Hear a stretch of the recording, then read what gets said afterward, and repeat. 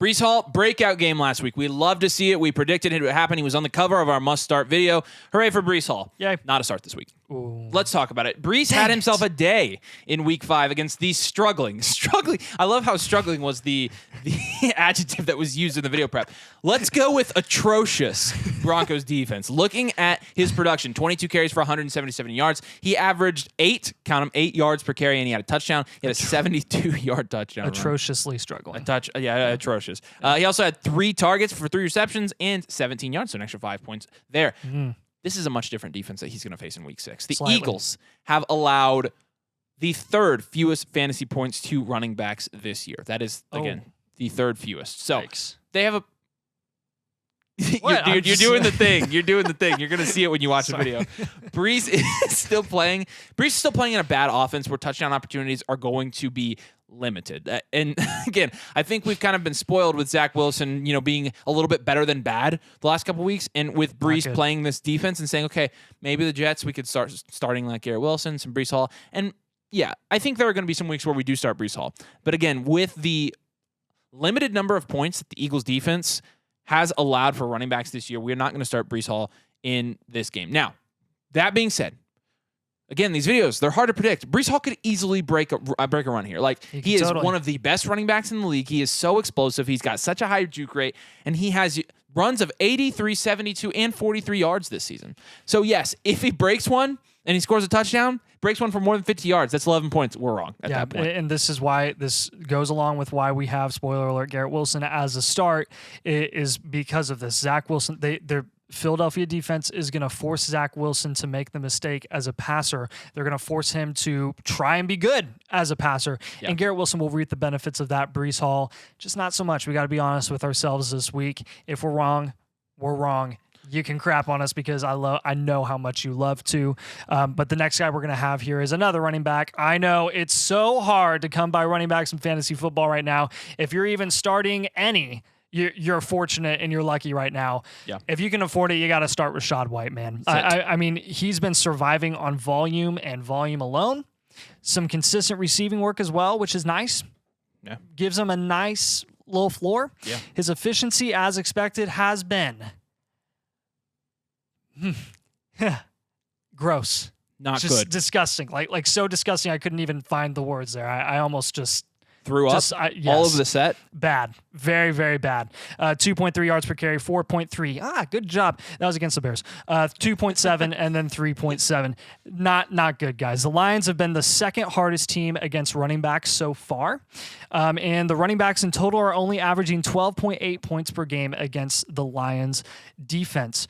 Rachaad White offers a fairly low floor and no ceiling this week in this matchup. You're saying in general, yeah, Rachaad White's safe. Rachaad White's got a nice floor because of that receiving work. Yes, we agree with you. We don't agree with you so much this week. And again, there should be a caveat here with every single one of these players. There are going to be some of these players on these lists that I look in my fantasy teams this week and I'm like, I have to start them.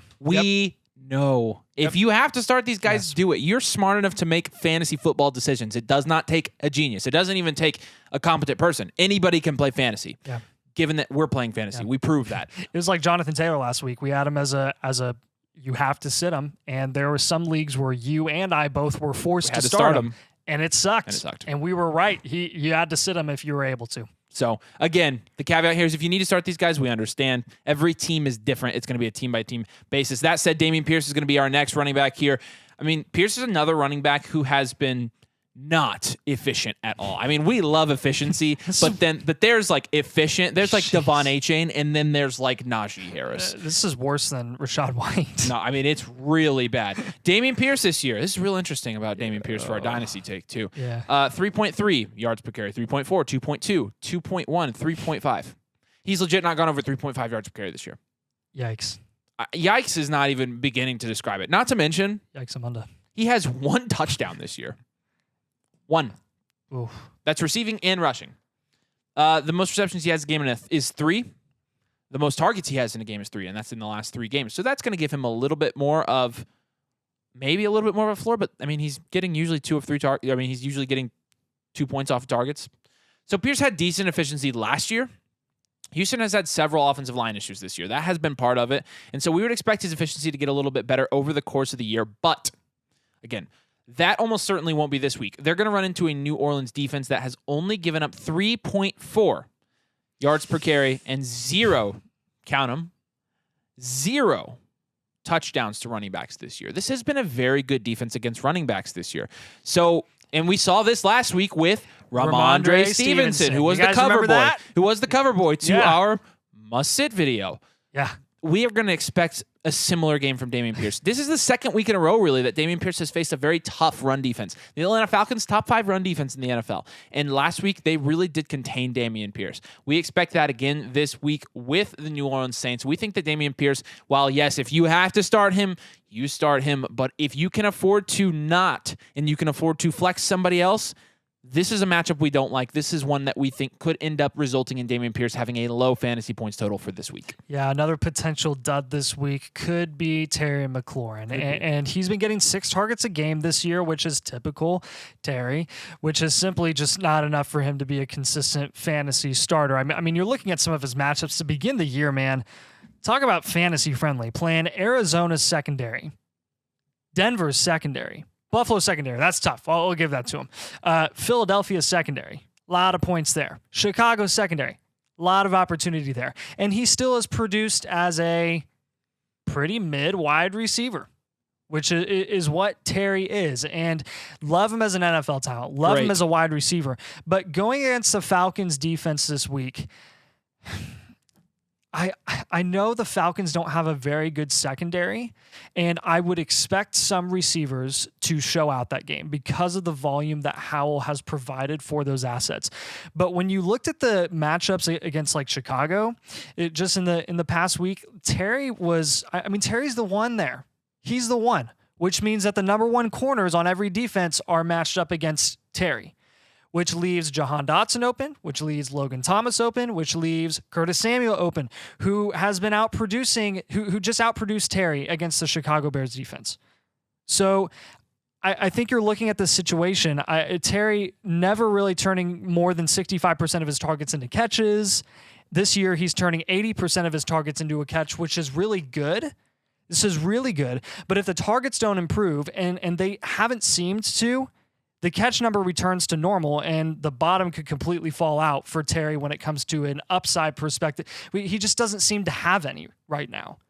Not with 6 targets a game. Like, if Curtis Samuel's getting that, if Jahan Dotson's getting that, you have just as good a chance of those guys showing out as Terry. And honestly, I like their chances better. And Logan Thomas. It's not like any of these guys have huge upside. Yeah, they're all flex options as it is. They are, but again, we're going to stay away from Terry this week. Yep. Brock Purdy just crushed it. If you watch the Sunday night game, they looked great. They had a really cool play that they clearly stole from the Lions. And Purdy did great. Purdy had 17 completions, 252 yards, and 4 touchdowns. 4 touchdowns. That's ridiculous with that little volume. He's also the 7th ranked fantasy QB right now. He's 7th in fantasy points, and he hasn't even thrown an interception yet. Brock Purdy still undefeated as a regular season starter. This is fairly good. So you might be asking, why on earth would you be benching Brock Purdy this week? Because there's going to be a lot of people asking us about Purdy in our start sits, and we're going to say it's mostly due to the Browns defense. The Browns have allowed the 3rd fewest points to QBs this year. The 3rd fewest points per game to opposing quarterbacks this year. And if you have Purdy, you likely either picked him up to replace Rodgers or you're alternating him with another QB. So this makes it very easy. This week, wow. Worst matchup for Purdy. It's easy. Put in that other quarterback. If you have another reasonable quarterback option available, this is going to be the week to sit Purdy. And staying in that game and building on that point, our next sit. Yeah, Brandon Aiyuk is going to be a sit. And guess what happened? After a wonderful week from Brandon Aiyuk in week 4, he couldn't be consistent again. This is what Brandon Aiyuk is in fantasy football. I mean, I guess if the trend continues, maybe he'll have a good week this week. We're not counting on it against the Cleveland Browns defense. As good as the Browns are against quarterbacks, they are even better against opposing wide receivers so far. First, number 1. The Browns are first in the league. That's first. Against wide receivers so far. And when you're looking at the way they've performed against wide receivers versus even the team that's in second place, Like, it is It's a not even landslide. close. It's a landslide. Second is closer to 7th than they are to the Browns. Yeah. That's insane. Aiyuk has had 2 great games against 2 of the bottom 10 defenses against the wide receiver position and 2 mediocre games against 2 of the top 10 defenses against wide receiver this season. What does that mean about Brandon Aiyuk? He's probably mediocre. He probably is what he is. I'm sorry. I know I'm stepping on toes. I know Aiyuk is like a fantasy darling and a dynasty darling too. But we got to be honest with ourselves here, guys. Could we be wrong about Brandon Aiyuk? Absolutely. Just like any other one of these players. We are trying to help you. Like some people, I feel like they take this personally when we're telling them to sit a guy that they own. We're trying to help you win your games. And this is a matchup that in no way is friendly for Brandon Aiyuk. You can make an argument this isn't friendly for Deebo Samuel. Deebo Samuel has been just as inconsistent as Brandon Aiyuk. Mm-hmm. But Aiyuk is a true wide receiver. Deebo actually offers some after-the-catch ability. And some rushing ability. So Aiyuk is honestly the last guy in this offense that we're going to count on next to Brock Purdy. It's just a tough matchup. It is what it is, guys. Not going to happen every week. Michael Thomas is going to be next. Thomas has been getting pretty consistent volume since he's returned. Looking at his targets in the first 5 weeks, he's had games of 7, 6, 9, 9, and 8 targets. So again, we see that and we're like, yeah. It should be noted. He's not gone over 63 yards and he does not have a touchdown yet. This week they're facing the Texans. That doesn't seem like a scary matchup. I know you're like, yeah, you're not going to start Michael Thomas against the Texans. Are you dumb? Surprisingly, definitely starting Chris Olave. That's for sure. However, surprisingly, the Texans are allowing the 4th fewest points to wide receivers this season. Okay. 4th fewest. All right. They actually have been serviceable as a secondary. And that comes off of last season where they allowed the 4th fewest points to wide receivers. So it's not like this is a fluke. This is just something that they were actually good at last year. Wide receivers against the Texans didn't come out and score a ton of fantasy points statistically. Guys, that's a fact. This year, they have literally just picked up where they left off. The run defense is the worst in the league.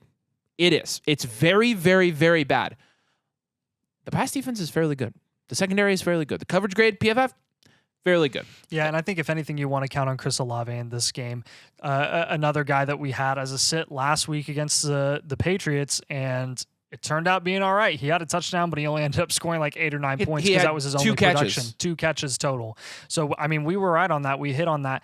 This week, I think Olave is going to have a resurgence. He's, spoiler alert, going to be one of our buys. No way. He's just, there's nowhere to go but up for Chris Olave, and Michael Thomas just isn't going to reap the benefits of that very much. The Texans have only allowed 1 touchdown to a wide receiver this season. Nice. This doesn't seem like the week that Thomas gets his first touchdown of the season, so his ceiling's going to be capped again. Yeah.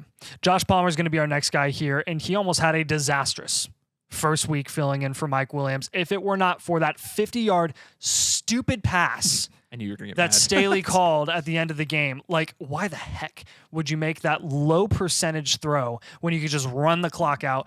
It is beyond me.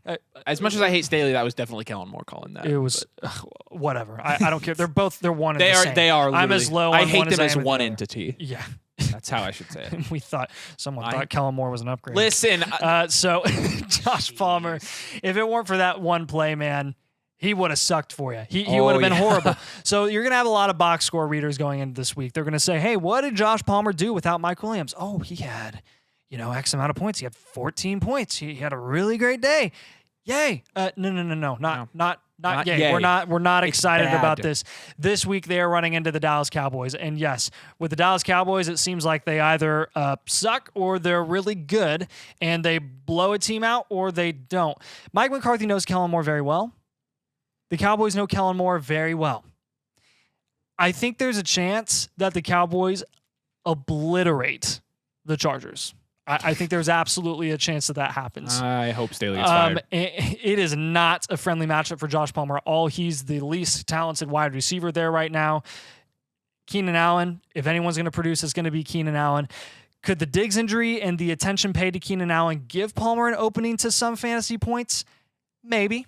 That's kind of why Palmer's towards the end of this video or at the very end of this video. It's possible. If he's a plug-in, if he's a flex, and you're like, man, I really don't have a lot of depth right now, and you have to throw in Palmer, sure, that's fine. Just don't be super disappointed if he disappoints.